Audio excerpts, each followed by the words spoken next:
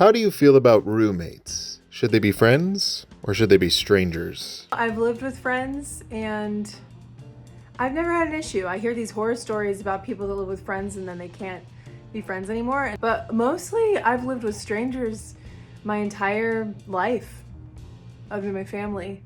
When I moved to New York City, I found things on Craigslist. Yeah, on Craigslist. That's how I found most of my roommates in New York City.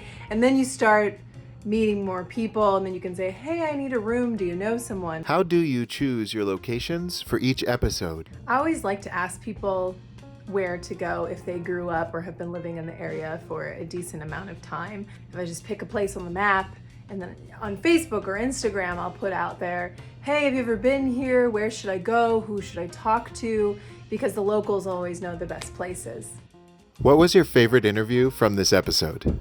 My favorite interview was with the two girls. They were really cute because they were so close and young and excited to be on camera and about a puppy dog. And so I really loved their energy and they were very genuine. You interviewed students studying neuroscience and speech pathology. How did their studies relate to your life? My brother has autism.